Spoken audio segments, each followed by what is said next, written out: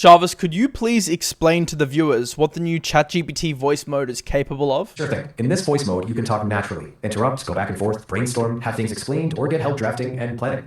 I can also use connected tools when available, like working with files, browsing, or coding, if those are enabled in your setup. The new GPT voice mode literally feels like having a personal Jarvis on your computer and in your pocket. It can edit files on your computer. It can actually take over your entire computer. It can code alongside you as your partner, and it all can be done through voice. It's 10 times better and more capable than the last voice mode on ChatGPT. And in today's video, I'm going to show you how you can implement it into your daily AI usage and how you can get the best out of it. We're going to be running through some live prompts so I can show you what it can do. Also note that Claude also came out within a couple of days with a very similar feature. So the same logic that I'm speaking about in today's video can be applied to Claude. But I've got to say, after a few days of testing, I do think GPT's voice mode is better, and I'll explain why. So even before this voice mode came out, I was more and more going away from typing and more into voice prompting. So I use something called Whisper Flow, where basically I can hit a hotkey on my keyboard and I can just speak to Claude or GPT. I found this is a much better way to interface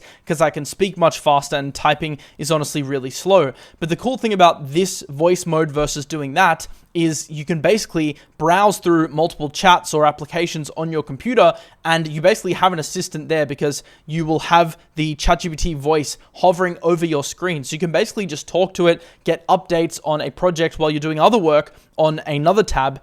You can be basically doing anything. You can be creating an agentic workflow. You can be vibe coding an application. You could be reviewing a database that you're creating. And I'll show you some of those examples today. So it's completely revolutionized my workflow because instead of doing the old system, which was prompting through typing, so you'd have to type, you'd wait, then you had to review the response, type again, wait again, and you have to go through this very manual, long process. This is great because now I essentially have an assistant. So what I can do is I can just be working on one of my monitors here, going about my day, planning content, replying to agency clients, whatever I do on a daily basis, whilst tackling projects on the left-hand side through voice. So I don't even really need to be paying attention. I just need to quickly glance over, review some work, speak to it, and while I'm listening, I can be working on something else. It's such an unlock to my workflow because I feel like it's doubled my productivity because I can be multitasking whilst making progress.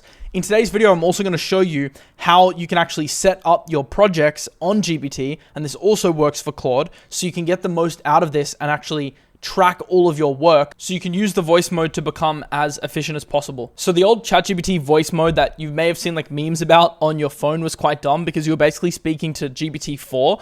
This is a brand new voice mode which uses GPT's new live technology. So what it's doing is it's processing with the new voice model, but then it's relaying the task to its smartest models like 5.6 Sol. So you're actually tapping in to codecs and using the smartest models possible, but you get to actually interface with your voice, whereas before it was only on mobile and it was just defaulting to the wrong model. Now it's also on computer and it taps into the connectors that are now built into the ChatGPT app so it can actually control your desktop. And I've got to say, GPT has gotten a lot better. So one of the main reasons I switched to Claude at the start of this year is because I just felt like Claude had more integration into the app. And although I still think it is better with a lot of things, especially on the visual side, when it comes to creating UIs, dashboards, etc., GPT is catching up quickly. Now, the fact you have codecs, ChatGPT work, and voice in one application, the desktop application, it's a much bigger level up than the previous iteration of the app. And they've also added a lot more connectors. So if you click on the plus button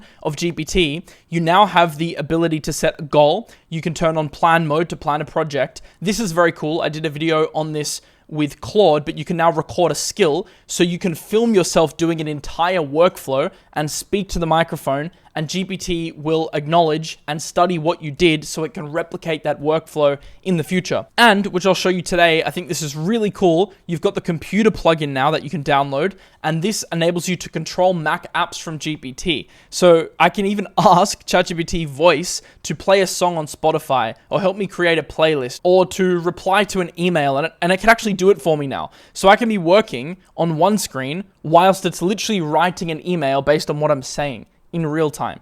This is like what OpenClaw was 6 months ago, but now it's live on your desktop, on your main computer, without the same security risk of prompt injection and all of the nasty things that came with installing OpenClaw onto your main computer. So the GPT app is definitely a lot better than it used to be. So if you're a GPT user, you should be pretty happy right now. And if you're not, it's definitely something I think that's worth having in your stack. I use both, but I gotta say, I still use Claude more. However, this voice feature has been something that is making me gravitate a bit more towards Codex just at the moment, especially over the past few days, for some of my agentic research work. All right, now let me show you a live workflow on voice. So to start a voice chat, you want to click on this. It's just next to the microphone button. So you click on it and you can select what style of voice you want to speak back to you. Hey, so I'm doing some YouTube research right now to work out what my next video is, but I want it to be data driven. So I'm going to send you the following prompt and I want you to conduct this workflow. So essentially, I want you to open Chrome and I want you to search for the topic Claude because I want to research Claude tutorials. Then I want you to identify the 5 biggest outliers, and then I want you to create a polished PDF report, and I want you to create local folders on my computer to store all of the data under the following parameters. What's the topic you want me to focus on for this run? Primarily Claude. So I'm just muting the microphone so it doesn't pick up on what I'm saying. What you may have to do is just add some permissions and restart the application, just making you aware of that. Okay, so it just created a folder on my desktop called YouTube Analysis. So it actually has the ability to edit local files. So think about the possibilities of this. You could get it to edit any file on your computer, analyze any document on your computer, create any folder. So you can see right now, it's creating the new folder. I'll leave it up so you can see it happening live. You could get it to organize your downloads folder. You could get it to find a file that you lost on your computer. And yes, of course, you could previously do this just with Codex, but you'd have to type it. But the best part is, and this is why it really is, look, it's got its little mouse hovering over, it's about to click something.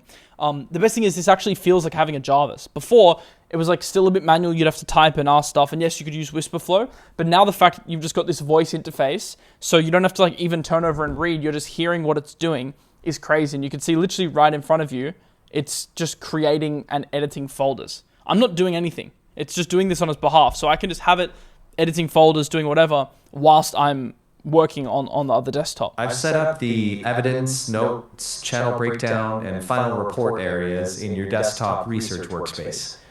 I'm still working through the browser research.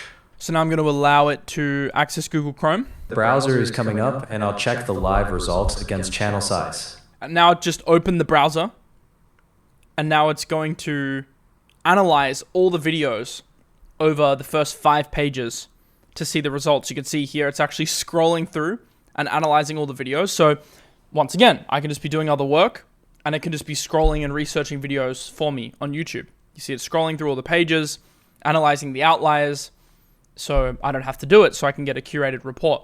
And I can actually set this is the cool part, I can set this on a schedule or on a loop, so it can do tasks on my behalf. So every single morning, I could wake up to a full report of exactly what was like uploaded overnight. This is just an example for content creation, but you know, it would be the same for BD. It could be the same for replying or analyzing emails, so you can have a triage in the morning, so you know exactly what you need to attend to. You can see right now, it's crazy.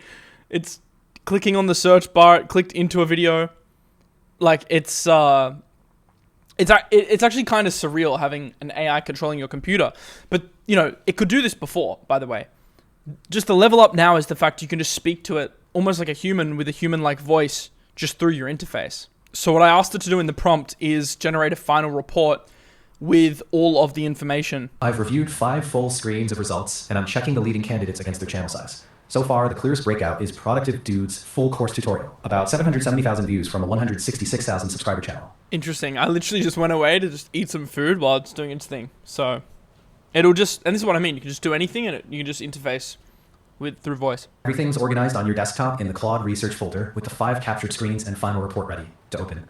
Okay, so it's finished its entire scan and it's come up with a final report, which is a full Claude YouTube outlier analysis. It has the strongest observed outliers with the top titles. It has screenshots of all the top videos and it has ideas to apply. And then it's also generated a folder system. So in future, whenever it does its runs, it can log the research here.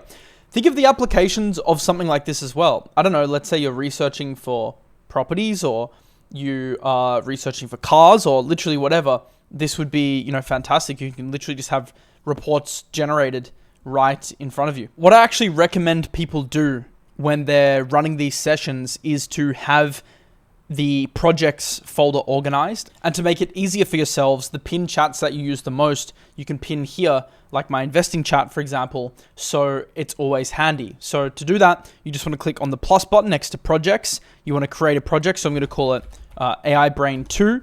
You click create project, and then within that project, I can have all of my chats. So I can divide things by finance, then I can have all of my finance chats.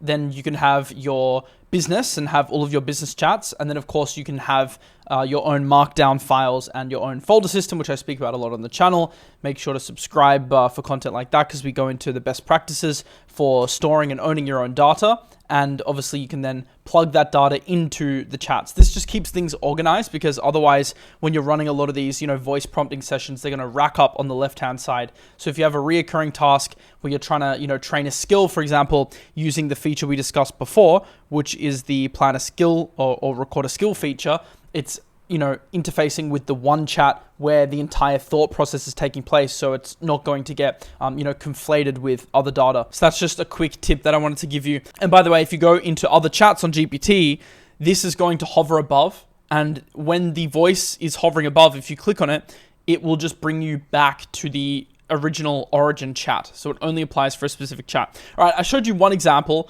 but let me show you something that I think demonstrates things even better. So now I'm going to get it to generate a website for me, and I'm going to show you the best workflow. So let me unmute my microphone now.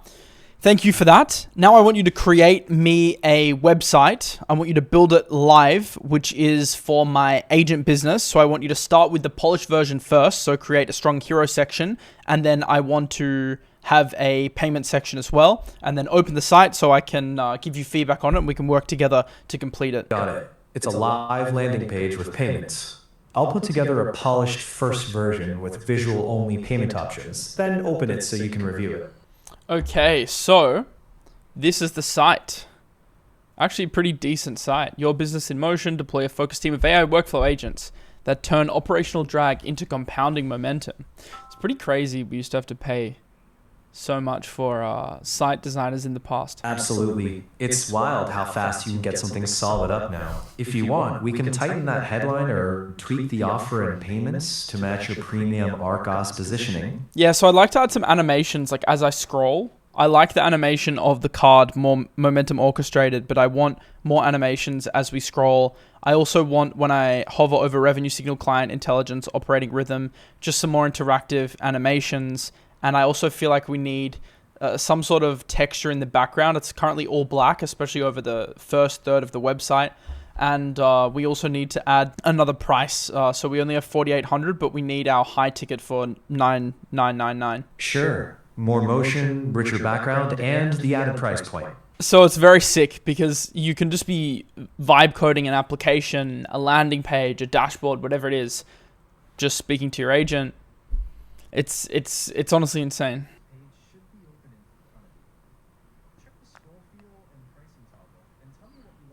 All right, now you guys have seen what you can do on your computer, but I've got something pretty cool to show you. So if you go into settings in your account and then you click on connections, you can then click add device. And if you scan a QR code with your phone, you can then go onto your mobile, go onto GPT, and click on remote. On remote, you can click on the exact chat that you would like to access. So in this case, it's the top one. And now I can access voice on my phone, but it's going to connect to my computer. Watch this. Hey, I've decided I don't like the green. Could you make the accent color blue for the logo and for everything on the landing page? Okay, so it should be done. And if I go into Chrome, it's now blue. I just did that on my phone. Best part is I don't need to be next to my computer. So I can be walking down the street. I can be in another room. I can be pacing around my room, and I can be controlling my computer from my phone. I could ask it to play a song on Spotify. I can ask it to reply to an email. I can ask it to do anything. Run a YouTube competitor scan, check the prices of something on TradingView to see an asset. I can do it all from my phone. So that is a really cool feature as well. It's very, very similar to Dispatch on Claude, if you're familiar with that. And before we end this video, GPT, what is one thing that the viewers should know about GPT voice? Maybe something they could do, a tip or a trick that they probably aren't aware of or is underrated with the new voice feature? One underrated move is to pair voice with on-screen context. Just ask, what am I looking at? Or help me with the thing on my screen. It can read the page or file with you, so you don't have to paste anything. Fuck. That is actually really good advice. So, like, that is actually really good advice. So if you're working on a task, or if you're looking at a site, or if you're doing something and you want help, or you're not sure of something, or you want adjustments on something, you can literally just run it alongside you as a companion, and it can look at what's on your screen and describe it. So it's kind of like having a Jarvis on your computer that can do anything. So absolute banger feature. Subscribe to the channel for more content like this. If you guys enjoyed this video, I can do a walkthrough of the Claude variant, which is also pretty good, but I do think GPT's voice mode is industry leading right now. So I'll see you in the next video. Sub for more amazing AI content like this, and I'll see you later. Peace out.